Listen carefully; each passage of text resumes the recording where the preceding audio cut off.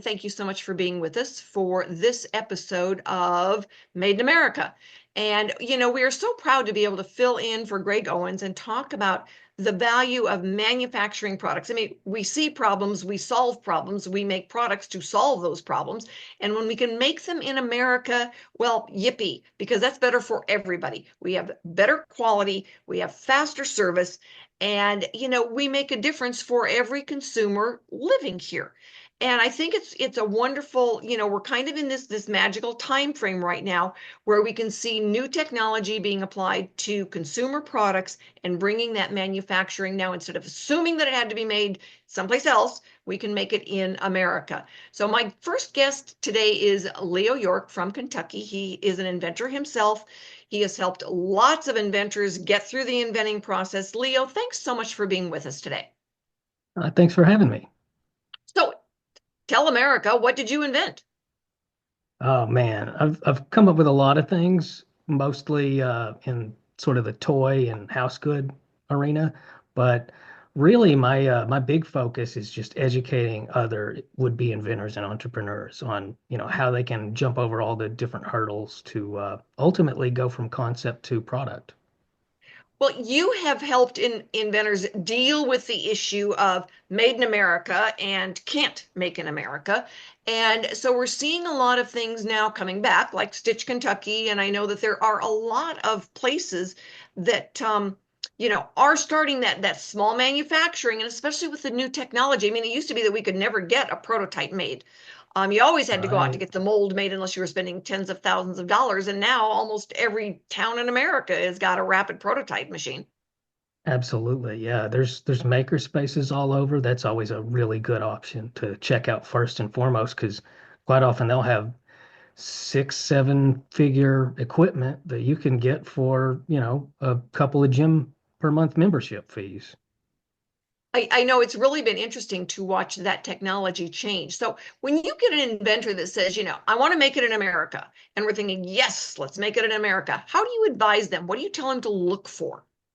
One thing I always tell them is your price point is going to have to reflect that, and your market is going to have to be different from if you were going with a more global means of sourcing. It's going to have to be made better. It's going to have to be made to last, and you're going to be prominent about how it is domestically sourced, how it is made in America. I'm even seeing people. I don't know how it is in Tennessee. I would imagine it's similar. There's even state versions of it now where it's like, everything in this product is Kentuckian, and, you're not going to find a single bolt or screw from Oklahoma in this product. It's all made in Kentucky.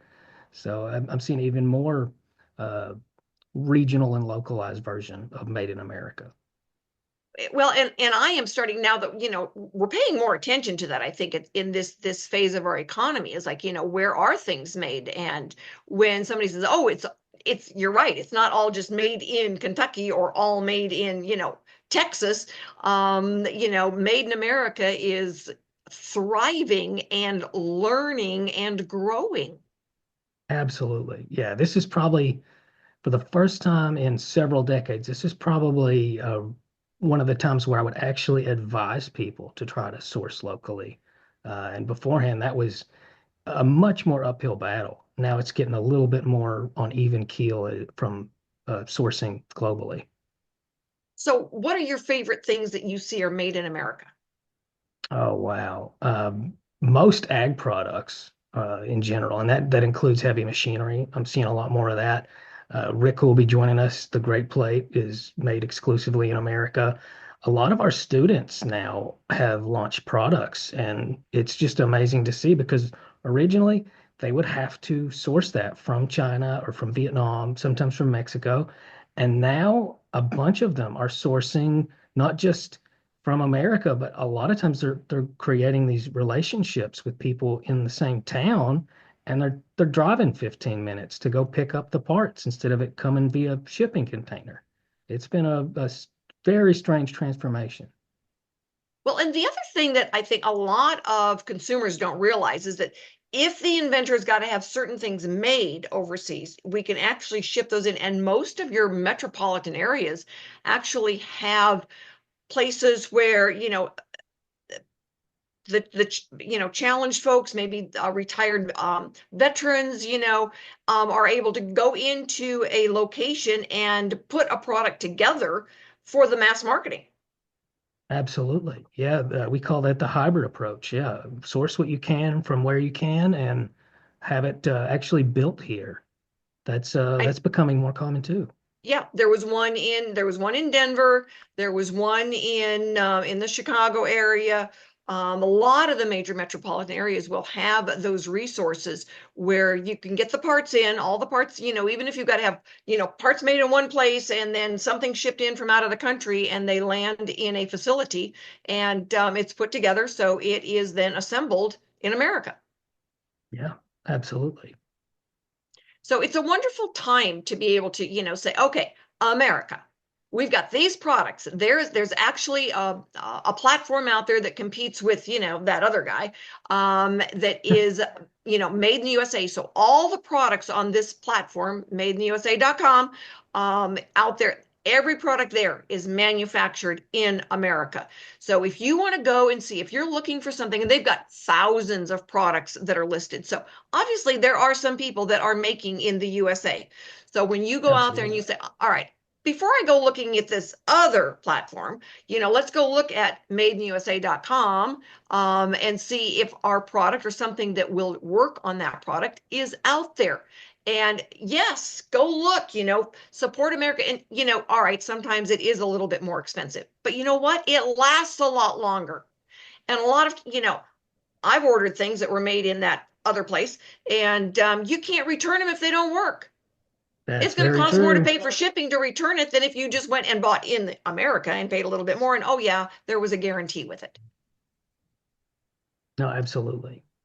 So, we're looking forward to this kind of time frame of seeing what happens with American manufacturing, really featuring the products that are made in the USA. So we are looking forward to our next guest, who has been manufacturing in the US for what, 9 years or so? Long time. We'll find out. Yeah. Yep, yep, yep. We are going to find out. So, America, stick with us. We are going to be back with a product called Great Plate. And the inventor of Great Plate, we're going to find out exactly what Great Plate is. And you know what? We're going to tell you several times where you can go and buy it so that you are supporting American made, American inventors. And you know what? When you do that, you get a bigger bang for your buck, right? Absolutely. Absolutely. So stay with us, everybody. We will be right back with our added guest, not our next guest, but he's going to join me and Leo and talk about his product. Thank you so much for being with us for this segment of Made in America, because America does make, manufacture, and sell products to the American consumer. And we are so glad to have you, so that you can, pay attention to this great new product that's out there and then be able to go and log in to our different sites where we've posted all of these different products and, help the American economy. Buy American. Rick, thanks so much for being with us today. You and your wife, we're going to do another segment where we talk about the husband-wife teams that working together to invent a product, because I am sure you've got some really fun stories to tell about that. And at what point do you then get couples therapy? So tell us about Great Plate and how you kind of work through the process of being able to get it made in America.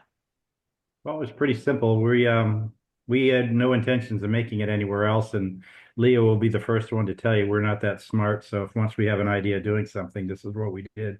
We had messy kids, and they were downstairs watching television.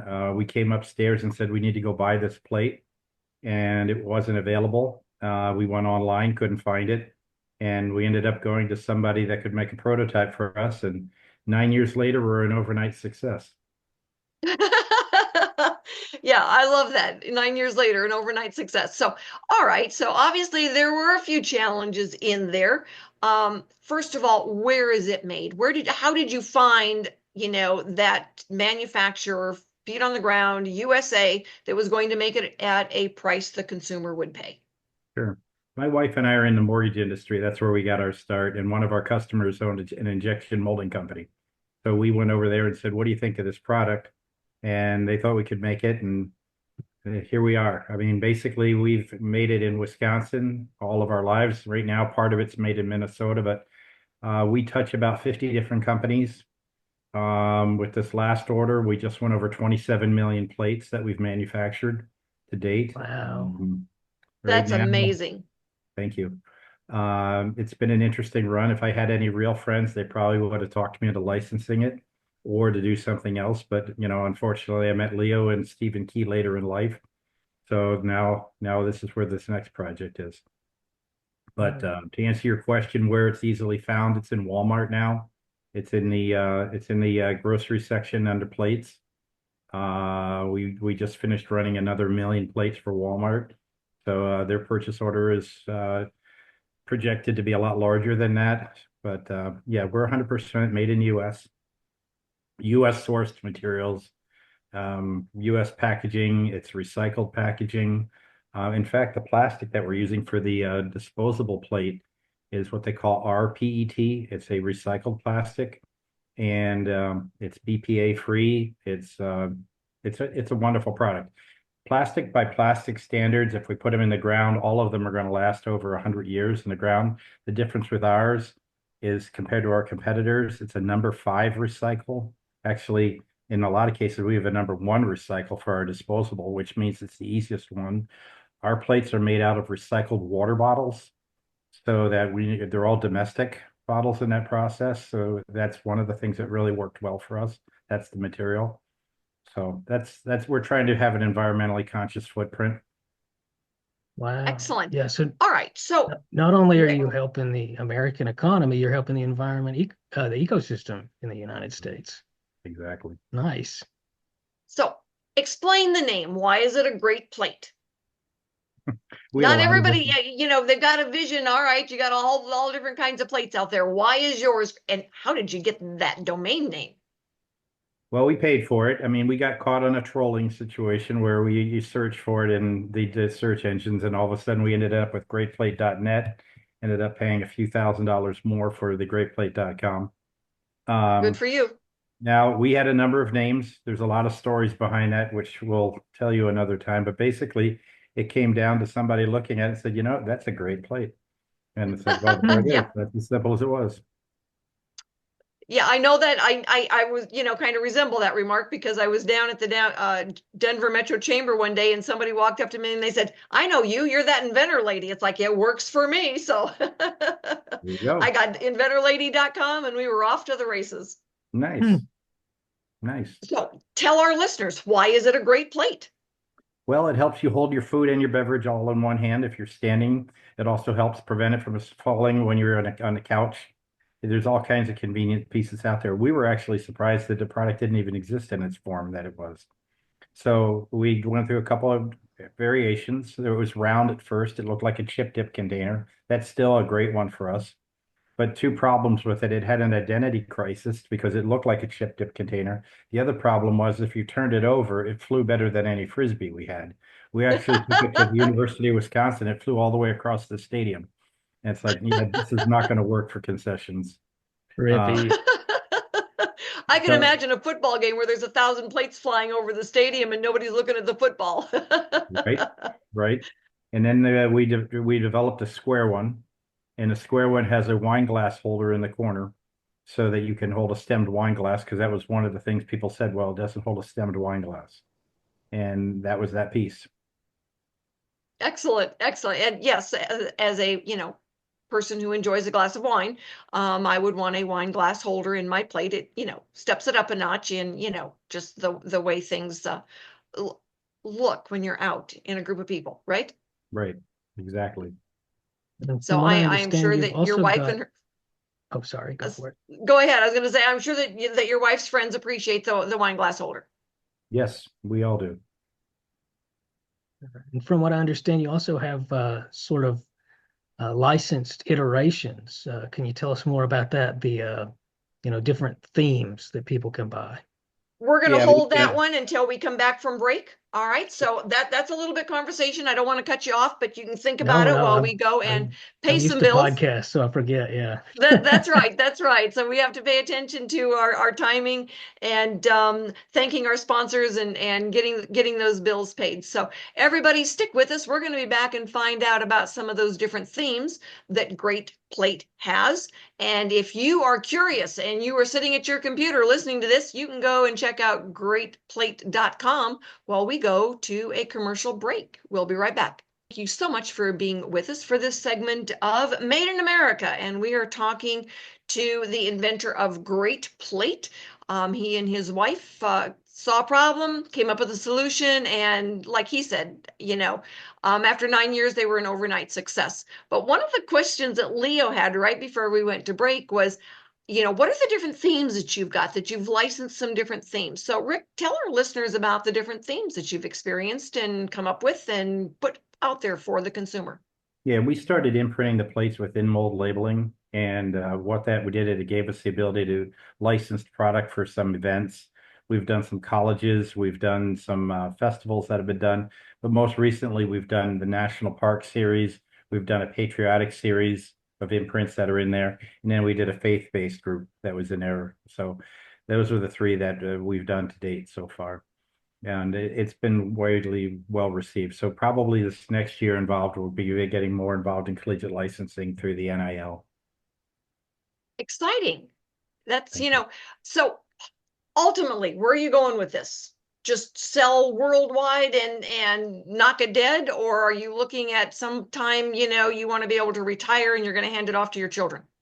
Well, the retirement's there. The children thing is probably something different. We have 6 kids, so we'll see how that goes when that happens. But right now, we're seeing where it runs. A funny story that happened to us this last fall, we were at the Walmart U.S. Manufacturing Summit, and we hooked up with the buyer like we normally do for our plastic product. And then another buyer came in and said they would like to meet with us as well. After we met with the first buyer, which is the traditional buyer for the plastic, the second one we realized was for disposable. And there was that little bit of pause. Well, do we meet with them because this is not a disposable product? We did. And they looked at it and said, can you make it disposable? And I thought, well, you know what? We can. There's something that's out there in order to make it happen. So we asked some questions. We asked where they wanted to be price-wise and how many units they wanted to do and could we manufacture it. And here we are 6 months later, and the first 1,000,000 pieces are on the shelves at the Walmart.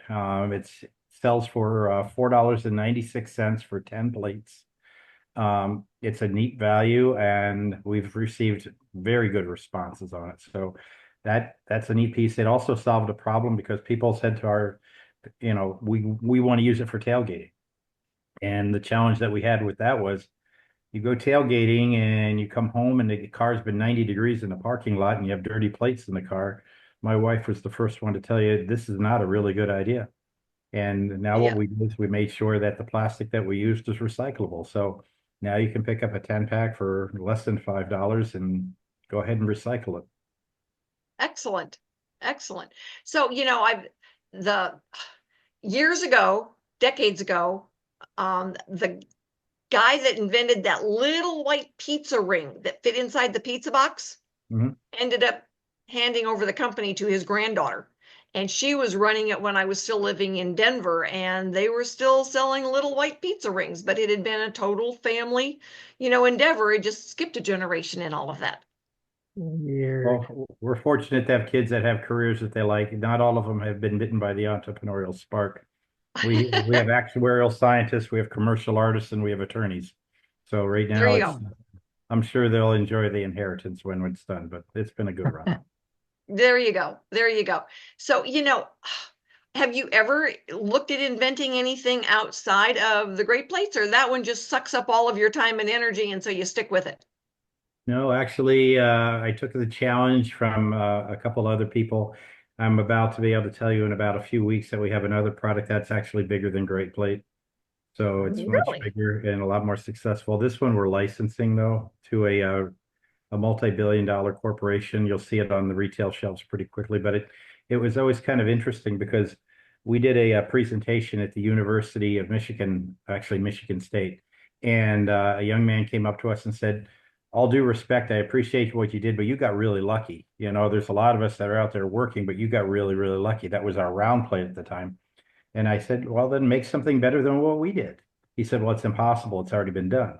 Well, 6 months later, we had the square one, and that outsold the round one 10-1. So if he would have listened to that advice at the time, that would have been fine. Now, this new project was one where we're doing a license project, and it's similar where we're going to sell for a certain price and receive royalties for the next 10 years. So it can be done. So just inspire yourself, believe in yourself. And, you know, people look at our product right now and said, I wish I would have thought of that. Now, this next message is going to be, all right, we did this. This is a completely different industry. Solve a problem. My mother will tell you at the age of 64, I spent the first half of my life causing problems. It's the second half that I'm solving problems. So that's the theme behind what we're doing right now. There you go. There you go. So, you know, when you've given some good advice to, you know, one, the, you know, inventors, I don't know anybody out there that hasn't at one point said, gee, I wish I had invented that. I wish I'd come up with that idea, not realizing that there's a lot of times they do come up with ideas on solving a problem that's in the kitchen, in the backyard, you know, on the job, wherever, and they don't take that first step to find out, has it been done? And, you know, can I do the duct tape cardboard version of a prototype? So, you know, talk us through that. How do you encourage someone? It's like, don't be afraid of taking a step. Well, the best thing you could do, Rita, is ask a lot of questions. I mean, with the internet right now, you can do a lot more quick searches. One of the things to do is the freedom to operate, you know, the FTO. That'll tell you a lot of whether things are out there. I mean, this new product that I was alluding to before, we've done that now. And the idea is it also gives you a path as to how you can patent it. The other thing is if you're going to patent it, don't be afraid to talk to people. Get them and get an NDA in front of these people and start to talk. Everybody's paranoid that you can't talk to anybody. And then by the time you're done, 10 years has gone by and, you know, someone else came up with a similar idea. This one that we're doing with the freedom to operate on our patent side was that we looked at it and said, there's like 4 or 5 other people that have the same product that's out there, but no one's taken it to market yet. And no one patented the product yet in the process. In fact, the interesting thing about our plate was we found 1,721 versions of our plate that's out there, but no one took it to market. So we were 1,722 and we took it to market. So wow. That's amazing. And, you know, we see some, I have some people call me and they show me their idea and I'm thinking, that's a really bad idea. And I know I do not buy every product that hits the marketplace or I would live in a barn. You know, but there's certain things that's like, okay, that's cool. I would not necessarily buy that thing, but it is still a really cool product. And then there's some I see that's like, holy mackerel, what were you thinking? And, you know, I try to be very delicate when I tell the inventor, it's like, you know, I think should, you know, maybe move on to your next idea because probably shouldn't go there. yeah, Mr. Wonderful on Shark Tank's got an expression for that. Take it around the back of the barn and shoot it. That's one way of looking at it. That is one way of looking at it. You can You save know, and people a lot of time. there are times when that's kind of where I go too. Yeah, you can save people a lot of time. And what will the market bear? I can't make a $20 plate and people buy it. So, No, exactly.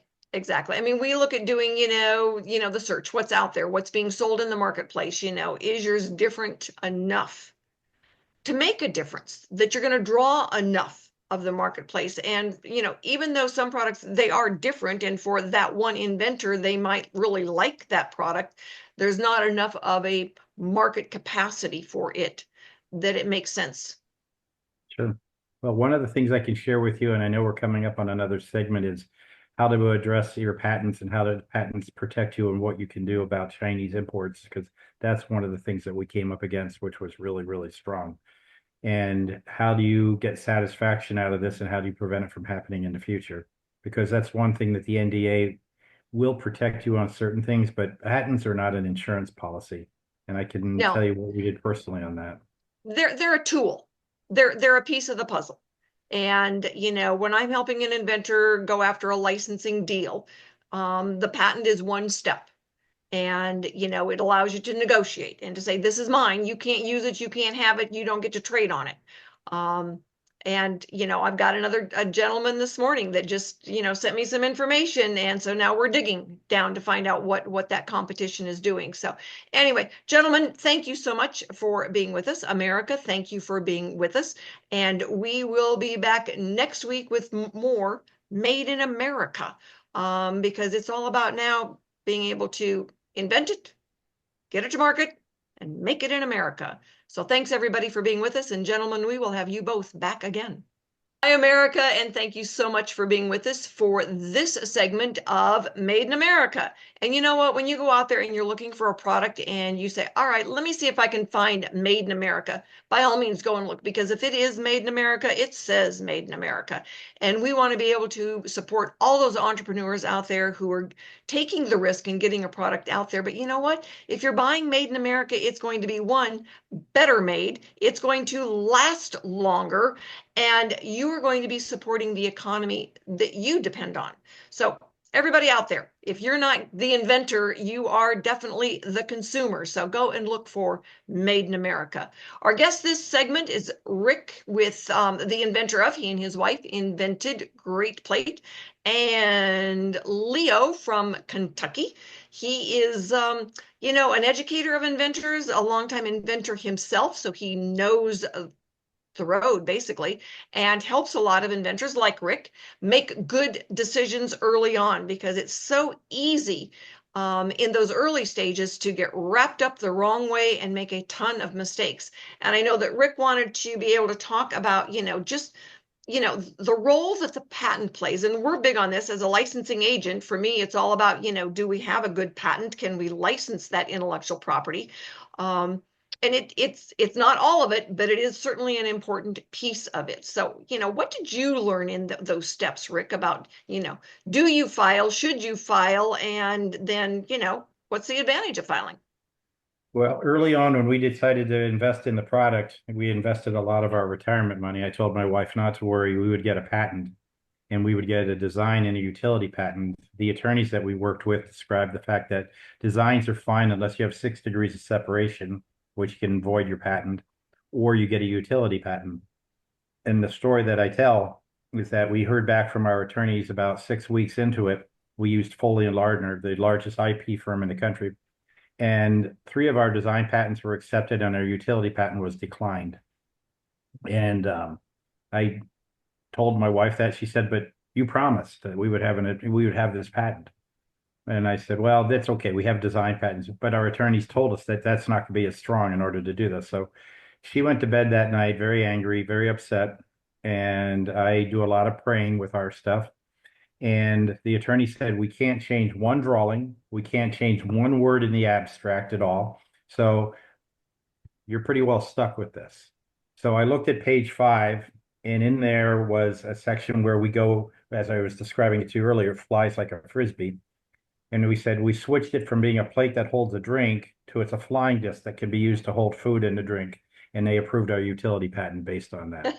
So it's a matter of how do you switch it around.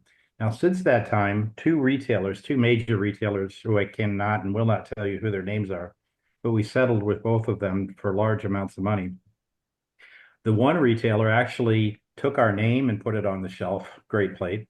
They designed the product identical to ours, and they violated our design, our utility patents, and everything. The samples that we did for the company were in teal blue. They came back in from China in teal blue to be on the shelf. So we have photos, we have the whole thing. And I will tell you, if you think that you won the lottery by going up against a lawsuit like this, to defend your patents of any magnitude, it's going to cost you anywhere between $200,000 to $400,000. Our lawsuit between the 2 firms went in excess of $300,000. We had $100,000 in patent work in this process. And I'll tell you, the end result was not something that is going to be a pleasant experience. They will judge it and they award damages based on your amount of sales.